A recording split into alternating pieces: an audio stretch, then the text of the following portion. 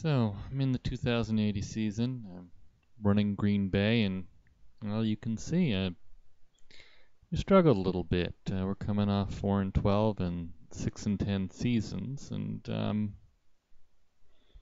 think looking at my roster, problem might be in the quarterback position. I've got a big decision to make.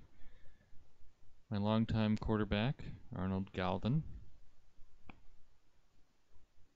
Well, he was injured in 2078 after coming off a really good 2077 season.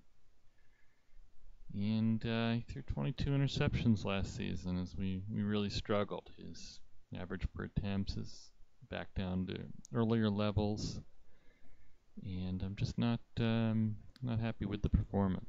Looking at his player information, he looks like an okay quarterback, but he's had some injuries. He's got a conflict with one of my other players. He's an 11th year player. I think he's peaked. I think he's going down, and want to make a change. Amos Rebers, he was my guy a couple of years ago when he played. Really didn't have a good season. That's why we were so bad. I don't think he's the future either. So, we need a new quarterback. Go back into the rosters here. Let's see if there's anyone left in free agency.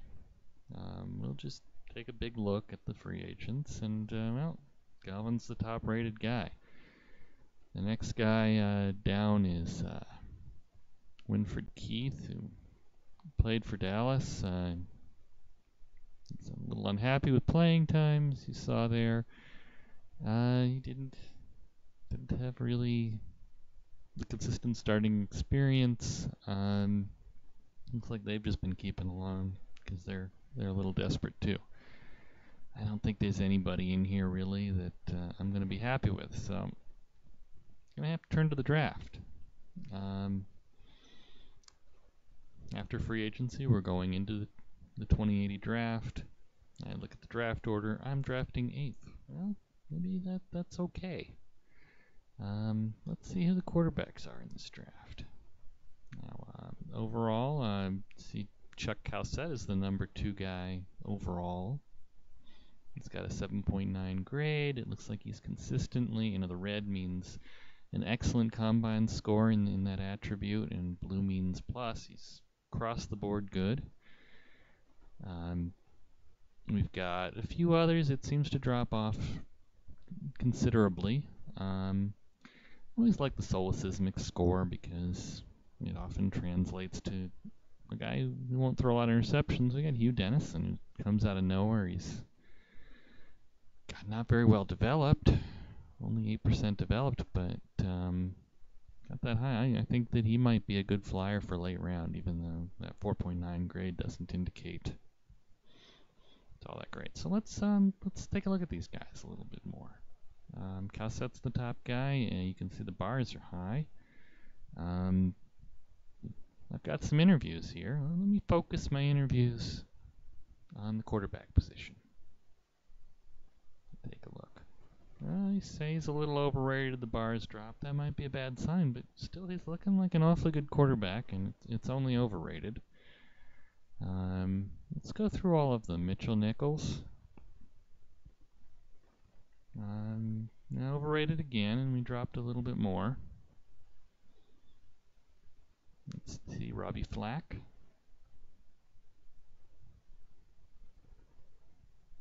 Well, we dropped some more here. It's hard to read. We don't really know what that he's going. He has a first round grade, I remember, but I'm not sure that he jumps out.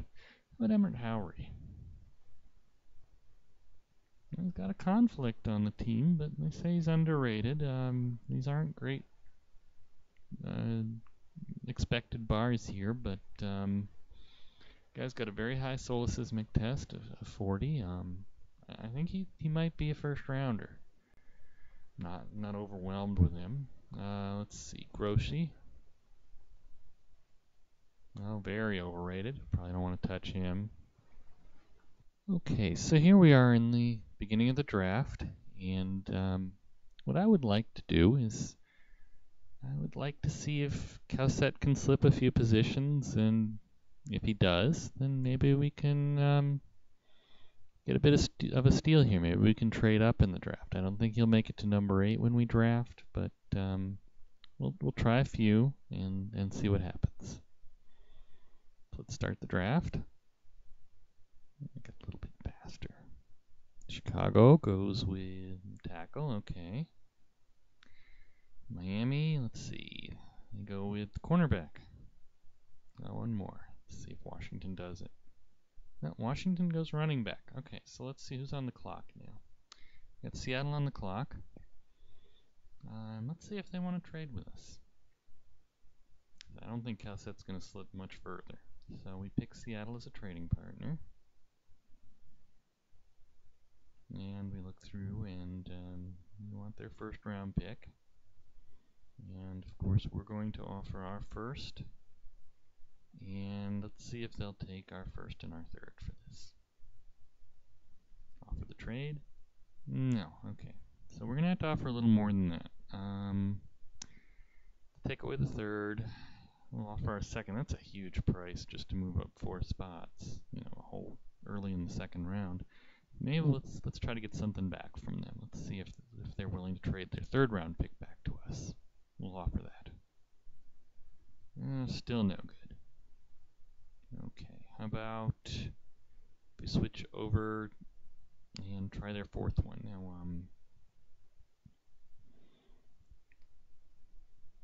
there we go. And there we'll accept that. So let's take that draft. You know, it's a stiff price to pay, but we still get a pick back. And we'll immediately, since we're on the clock now, we'll take Cowset. And then we'll just sort of resume with the draft and see how it works out. See what Indianapolis does. They go running back. We had some good running backs in this draft, still do. And we'll check back in later and see how things are going. Here we are at the beginning of the preseason, and we drafted Cowset. He will probably be our starter this season. Just take a quick look at the green page, which ranks the top prospects in the league. You can see that the league considers him the second best rookie going into the season, right ahead of it's like the guy Seattle took with the number 8 pick, the tackle Ackerman. So what I'm going to do is I'm going to simulate the season really quickly, and then we'll take a look back and see how Cowset did for us. Did he turn around our franchise? So here we are at the end of the 2080 season. Looks like we're 11-5. We made the playoffs as a wild card team. And 1, 2, 3. It looks like we played Columbus, Georgia in the first round of the playoffs. Well, that seems to be where the Carolina franchise moved a while back. Teams do move in this game. Let's see how that played out on the schedule. So we had the 11-5 season, a little bit of stumble toward the end of the year, but it looks like a generally positive season. And, well, we beat Columbus 1914 in the first round of the playoffs, and we ran into the San Francisco Gold Rush. See how we did in these playoff games.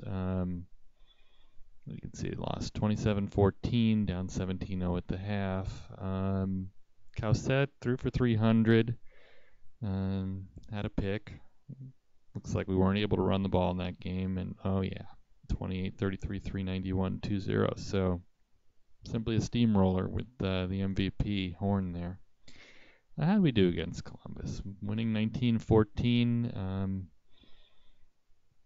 Doesn't look like a terribly late or anything. Well, it's like a decent game from Cowset. A little bit of ball pounding with Gallus, but overall, it looks like Cowset performed well in the playoffs. How was he overall? Well, middle of the pack in statistically, an 82 rating, 22 TDs, 16 interceptions. He threw for 3689 yards, 60% completions. He's filling out nicely bar-wise, up to a 45 current rating according to the scouting staff here, and yeah, it's not the greatest debut ever, but it looks like he's a solid quarterback, and we've turned our franchise around with him. And as long as we don't ask him to throw too much, even as a rookie, he really did well. So I think trading up made a big difference for the Green Bay franchise. We paid a lot, but it was definitely worth it.